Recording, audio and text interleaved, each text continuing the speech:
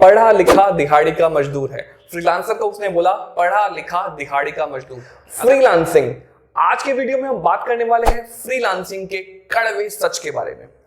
My dear friend, आपने आजकल देखा होगा कि सभी सोशल मीडिया प्लेटफॉर्म्स पर, खासतौर पर लिंक्डइन पर लोग फ्रीलांसिंग के बारे में बहुत ज्यादा बातें कर रहे हैं। फ्रीलांसिंग को लोग फुल टाइम जॉब से बेटर बता रहे हैं और उनके आर्ग्यूमेंट्स होते हैं बी योर ओन बॉस, पैसे की कोई लिमिट नहीं, टाइम फ्रीडम है, you can work from anywhere. और उनको देखकर आपको भी लगता होगा कि क्यों ना आप भी फ्रीलांसिंग शुरू कर दो। लेकिन क्या ये पूरा सच है? क्या फ्रीलांसिंग आपके लिए है? क्या फुल टाइम जॉब छोड़ के आपको फ्रीलांसिंग में आना चाहिए?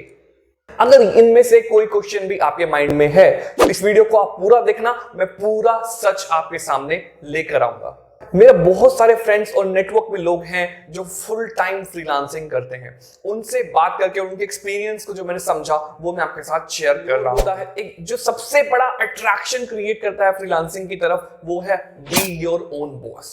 आपको लगता है कि जब आप फ्रीलांसर बन जाओगे तो आपको किसी की भी सुनने की जरूरत नहीं, आप खुद के बॉस हो, आप अपनी मर्जी से काम करोगे। लेकिन इस बात को आप ध्यान रखो कि जब आप फ्रीलांसिंग कर रहे हो तब आपका बॉस आपका कस्टमर है। जैसा कस्टमर बोलेगा वैसी आपको सुननी पड़ेगी। आपका बॉस भी शायद आपसे उतना रूडली कई बार बिहेव नहीं करता जितना रूडली शायद आपका कस्टमर करे।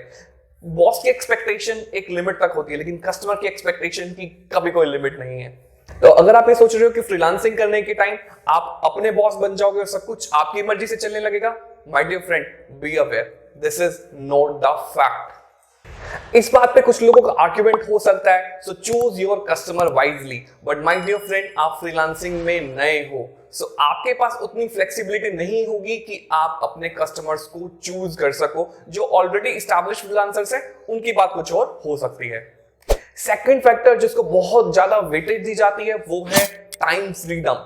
आप अपनी मर्जी के हिसाब से काम करोगे। ये भी एक बहुत बड़ा मिथ है।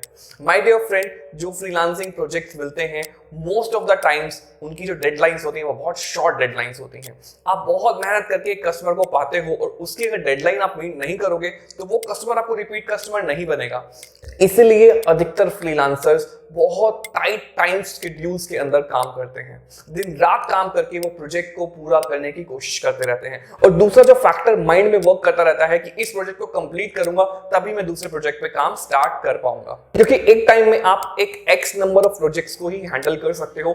इसीलिए हर एक फ्रीलांसर जल्दी से जल्दी उस प्रोजेक्ट को कंप्लीट करने की रैट रेस में दौड़ता रहता है। सो अगर आपको लगता है कि आपको टाइम फ्रीडम मिलेगी और आप बहुत ज्यादा पैसे भी कमा लोगे, दिस इज अ मिथ। हाँ, अगर आप टाइम फ्रीडम चाहते हो और कुछ काम ही नहीं करना चाहते, आप फ्री हो, then that's all together a different case. तीसरा फैक्टर होता है वर्क फ्रॉम एनीवेयर। ऑब्वियसली आप कहीं से भी काम कर सकते हो, लेकिन आजकल जॉब्स में भी तो वर्क फ्रॉम एनीवेयर और वर्क फ्रॉम होम का कल्चर धीरे धीरे बढ़ता जा रहा है। सो अगर आप वर्क फ्रॉम एनीवेयर को ही सिर्फ कंसिडर करके फ्रीलांसिंग में आना चाहते हो, so I think it's very strange.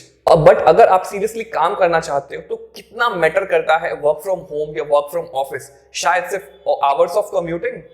और आई थिंक ऑफिस में आपको एक डेडिकेटेड एनवायरनमेंट मिलता है जिसमें आप प्रोडक्टिव होकर काम कर सकते हो। और फोर्थ और सबसे बड़ा मिथ कि फ्रीलांसिंग शुरू करते ही लॉट ऑफ मनी, पैसा ही पैसा होगा। My dear friend, this is also not the case. जब आप अपने फ्रीलांसिंग की जर्नी स्टार्ट कर रहे हो तो आपको शायद बहुत सारे प्रोजेक्ट फ्री ऑफ कॉस्ट भी करने पड़े, तो या फिर आपको उस एफर्ट के बदले बहुत थोड़े से पैसे मिले, जो कि बहुत डिसहार्टनिंग हो सकता है जब तक आप अपना नाम नहीं बना लेते उस पर्टिकुलर नीच के अंदर और काफी सारे प्रोजेक्ट्स को एग्जीक्यूट नहीं कर लेते, आपको अच्छा खासा पे आउट नहीं होगा।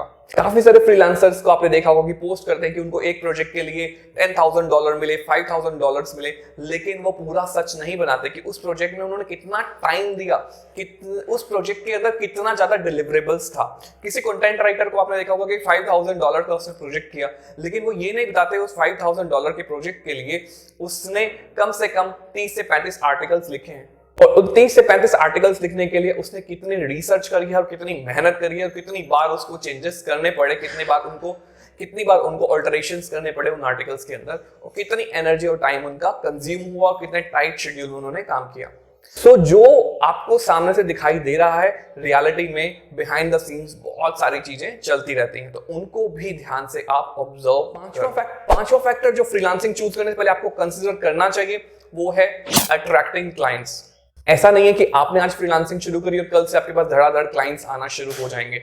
आप जितने भी फ्रीलांसिंग के प्लेटफॉर्म्स हैं उन पे आप जाके चेक करो, जो नए फ्रीलांसर्स हैं उनको एक एक प्रोजेक्ट लेने के लिए कितनी ज्यादा मेहनत करनी पड़ती है, कितना स्ट्रगल करना पड़ता है एक एक प्रोजेक्ट्स को पाने के लिए।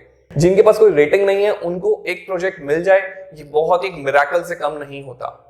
मैंने हाल ही में अपने एक फ्रेंड से बात करी जो कि फुल टाइम फ्रीलांसर है। उसने अपने शुरुआत के फ्रीलांसिंग डेज को याद करते हुए बोला कि शुरू में तो उसको लगता था कि वो पढ़ा लिखा दिहाड़ी का मजदूर है। फ्रीलांसर को उसने बोला पढ़ा लिखा दिहाड़ी का मजदूर, कि अगर वो काम करेगा तो ही उसको पैसा मिलेगा, अगर वो काम नहीं करेगा तो उसको पैसे नहीं मिलेंगे। ये चीज बहुत ज्यादा शॉकिंग है और बहुत ज्यादा डिसहार्टनिंग हो सकती है, but this is the reality. अगर फ्रीलांसिंग के इस सच का सामना करने के बाद आपको लगता है कि फ्रीलांसिंग में आप अच्छा कर सकते हो, देन कांग्रेचुलेशंस। फ्रीलांसिंग आपके लिए ही है और फ्रीलांसिंग वर्ल्ड को आपके जैसे लोगों की बहुत जरूरत है। नेक्स्ट वीडियो में मैं आपको बताऊंगा कि अगर आप फ्रीलांसिंग करना चाहते हो तो कौन से 5 ऐसे नीच हैं जिसमें बहुत अच्छी इनकम आप जनरेट कर सकते हो एज अ फ्रीलांसर। तो ये वीडियो अच्छी लगी जल्दी से लाइक कीजिए, कमेंट कीजिए और अपने सभी फ्रेंड्स के साथ शेयर कर दीजिए और मैं मिलता हूं आपसे नेक्स्ट वीक।